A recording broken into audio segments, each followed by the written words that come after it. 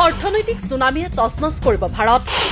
মূল্যবৃদ্ধি কুঙা কৰিব দেশৰ কোটি কোটি জনতাক। অৰ্থনৈতিক ধুমুহাত ভাঙি পৰিব দেশৰ শাসন ব্যৱস্থা।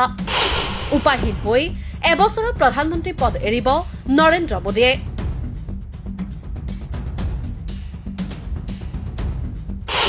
অনাগত ভৱিষ্যতক লৈ ভয়ংকৰ ভৱিষ্যৎবাণী ৰাহুল গান্ধীৰ। দিন যোৱাৰ লগে লগে অধিক ভয়ংকৰ হৈ পৰিছে দেশৰ অৰ্থনৈতিক অৱস্থা। শেহতীয়াকৈ এছিয়াৰ শীৰ্ষ 5খন শ্বেয়াৰ বজাৰৰ পৰা ওলাইছে ভাৰতৰ শ্বেয়াৰ মাৰ্কেট। মূল্যবৃদ্ধিয়ে কুঙা কৰিছে দেশৰ জনতাক।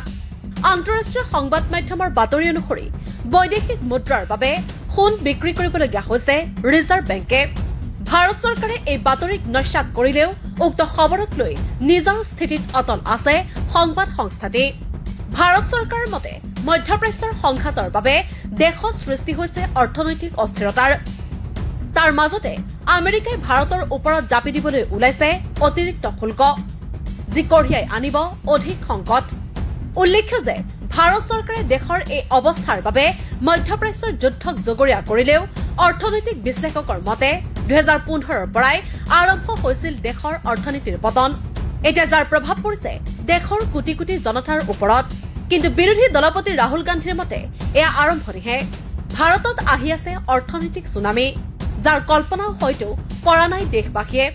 ৰাহুল গান্ধীৰ মতে শীঘ্ৰেই ভাৰতত আকাশলংঘী হ'ব সকলো বস্তুৰ দাম। মোদী চৰকাৰৰ ভুলৰ বাবেই সৃষ্টি হবলৈ গৈ আছে এই পৰিস্থিতি।